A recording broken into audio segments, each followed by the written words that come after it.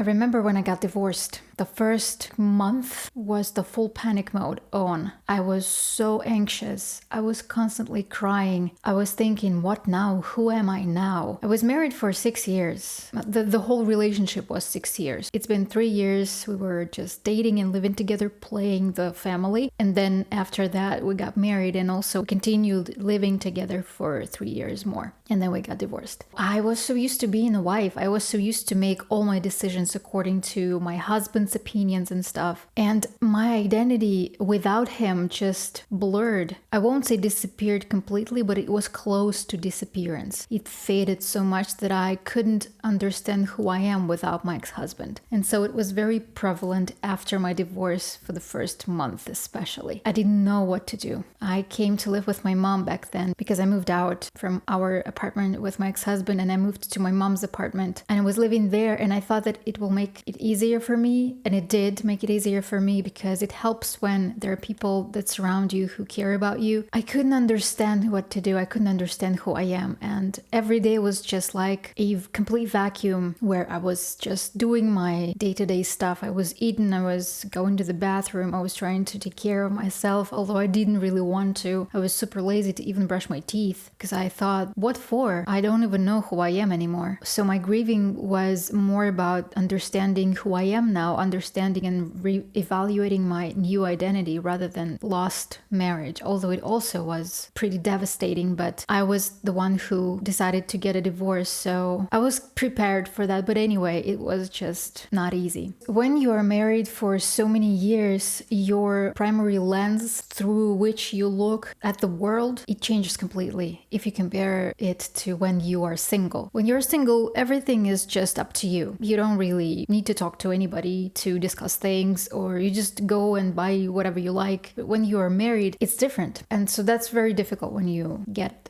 divorced, because now you need to rebuild yourself from the ground zero. What are you doing here? You're not a wife anymore, so your social status gets erased completely. And for some women who got children within the marriage, I didn't get children within the marriage, so I am not a mother. So the only social label that I had was wife, and when I got divorced, this singular social label that I had was erased, and so now I am nothing in the society. And if I had children, I would have been a mother, a single mother who got divorced. I could have had something to hold on to. I think it would make it easier for me to understand who I am and what I'm supposed to do now. My primary focus would have shifted to my kids, and so it would have helped me to overcome this divorce more easily, though there are lots of other problems, but I'm just telling you in case of this self-identity, it's really hard when you don't have anything to hold on to except for this wife label. Whether we want it or not, when we get married with our partner, our identity and our brain merge together and we form this mutual identity together. A wife and a husband. We do everything through this lens, through this identity, a wife and a husband. And when we lose it, we don't know ourselves anymore. Obviously, this is a false perception, but this is what our brains think. So in order for that to change, we need to really build ourselves from zero and to show our brain who we are. What really helped me was that I was concentrating on things that I really like to do, what makes me really me. For example, when I was married, I always slept on only one side of the bed because it's obvious when there's two people in the bed, you choose left or right side of the bed. But it wasn't necessarily my favorite side of the bed. So now I was intentionally trying to pick the side of the bed and the position in which I sleep. It was a very pleasant feeling knowing that I found something that belongs to me and I don't need to share it with anybody, make their own opinion about it. So I was really happy now when I understood that I can sleep however I like. Bit by bit, these little things that I was learning about myself from the scratch, they helped me to rebuild my identity. So after we got divorced, I moved to my mom's, as I said before, and I lived with her for about a month. She was helping me mentally. Also, I was pretty broke. I didn't have anything because I didn't work when I was married with my husband. He was a primarily breadwinner in our family. I was trying to do my own things, but anyway, I was broke as hell. I didn't have anything on me. So finally, finally I found my apartment. I moved to the apartment after a month living with my mom. I had some savings, but I was pretty broke still. Finally, I found the job and I started working, and it also helped, by the way. The more stuff you do after the divorce, the more things that you prescribe yourself to do, to engage with, the easier it is for you or your brain to overcome the divorce and this empty hole, this void that opens up in your chest. If you won't do anything, if you will just submit to these feelings that you have and you will just do what your heart tells you, what your soul tells you, just laying on the couch, grieving, crying, and it's okay to grieve and cry for some period of time. I think a month is enough time for you to grieve all of your feelings and devastations and sorrow. But after that, you really need to get yourself together and to start moving forward, because otherwise you can get stuck in this grieving process forever and you won't be able to move forward to build new life, because you can't grieve for ages. I know for some people it takes years to get over the divorce. So when I moved to my own apartment, I found a job, I started working, and day by day, month by month, I was getting better. Of course, I was still having those flashbacks, those sad moments when I was, our brain have this tendency to forget shitty stuff. And so when we remember things, we usually remember them in a positive way. And I was remembering all of the good moments. And of course, I forgot all the bad moments because we essentially got divorced. And so it also messed up with my brain. But every time when I was having those bad moments, I was usually calling my mom or I was coming over to her. So if you find yourself in this scenario where you spiraling again, it's really, really important for you to go and call your friends or family who could support you in that moment, because you can't stay alone during that period of time. It's really difficult. You won't be able to help yourself alone. Maybe only if you're some kind of guru of psychology and you can turn off your emotions, which is not cool, by the way, because you need to relieve through these emotions in order for them to step away. Because if you will suppress them, they won't be gone. They will stay, they will be suppressed, but they will be there underneath. And so every time when you have weak moments, they will come up and let you know that they're still there. And so every time when you feel that way, call your friends, call your parents, call your family, whoever who would help you. And what really helped me to get over this divorce period of my life, I started dating again. Not immediately, obviously, because I think if you start dating immediately after, it will only worsen the situation. It won't help at all, because it helps in the moment, but long term it doesn't help. I'm talking about these people who date in order to find sex, in order to find the short-term relationship, to fill this void inside of them, because this hole needs to be filled. And some people fill it with this short-term shallow connections. I didn't do that. I only started dating after, I think, 3 months after the divorce. Not because I really wanted to find a partner, not because I wanted to get married again, but because I needed to start to take myself out there again, to let my brain know that my ex-husband is not the only person I'm allowed to talk to. Because when you are married for such a long time, your brain is getting stuck to that person and you aren't able to talk to anybody else. Like the flirting system and this getting to know other people's system shuts down. I mean, other people, opposite sex. When I was married, I didn't even talk to other guys. And it really helped me to understand that, okay, there are lots of other people that potentially can become a new partner. So with that understanding, it took the pressure off of my shoulders, the huge stone that was laying on my shoulders that was reminding me that that's it, you got divorced, you were already 30 plus, and what are the odds that you will find another partner? The odds are really small. That's what I thought. And obviously, it's not connected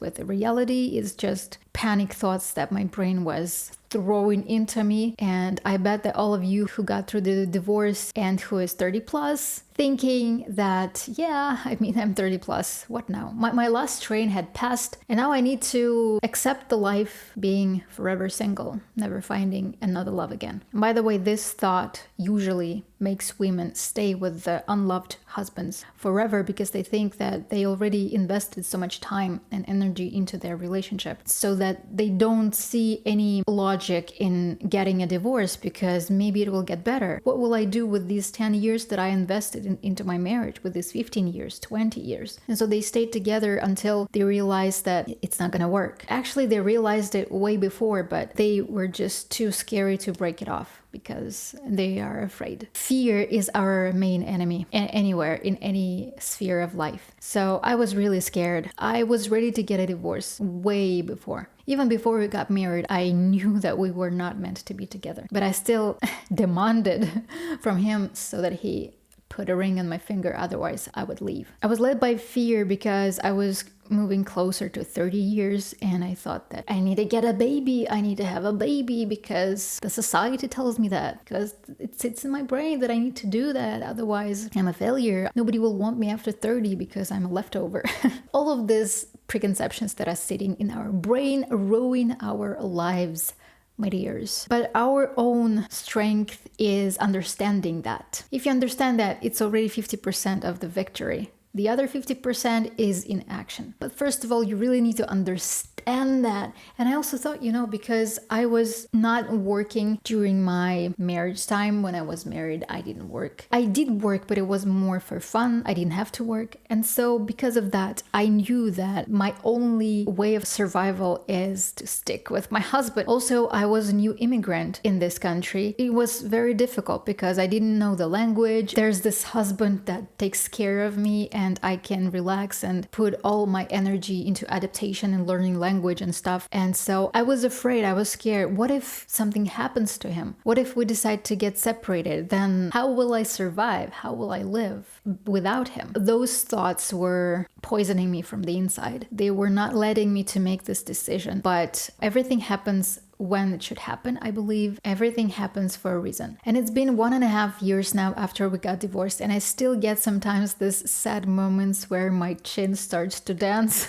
and I'm starting to cry a little bit. And I understand at those moments it's not the end yet. I need to heal more. I need to get the work done. You can't be 100% healed. When a long time passed, it's okay to start dating again in order to find love. And I was trying to do that. I was active on the dating apps, but I deleted them. I already made the video about it. You can watch it by clicking the link in the description. So I got disappointed. I was dating for a year. I mean, intentionally dating, trying to find my love and blah, blah, blah, in order to build a family, have kids. But I didn't find anybody. And I decided that, okay, it's time to take a break. So I deleted all of the apps. I'm off the grid of the dating apps. I don't know, maybe I will use them again. But for now, to be honest, I don't even want to. I decided for myself that I will be open for love. I will be open for new relationships. But I won't make it a super high priority in my brain because the urgency makes it even worse. If you put too much value to this subject, it drains you, it drains your energy. You make yourself obsessed with it, and the more you want it, the lesser your possibility to actually get it. I know you're 30 plus. I am 30 plus. I am freaking 32, and I don't have my eggs freezed. I have to, by the way. So I don't have anybody who I date. I don't have anybody who I chat with. I'm single. I live a single life and I do the things that I love. I work. I build my thing. Thank you, by the way, for the support. For the first freaking time in my life, I'm enjoying my singlehood. I couldn't do that before because I always thought that I need somebody to really feel happy. But only once you ground yourself in the understanding that I don't need to hurry and then will come my love. I need to stay and be calm and believe and trust in the universe, in myself, that everything will be just the way it has to be. Only then you will find your love. I know it's cliche. I just feel that it's the true and right way to approach things because I tried otherwise and it didn't work. For a year, I was trying to find my love again and it didn't work because I was very urgent. I got eventually very resentful. It was like going to the work, Oh, another date.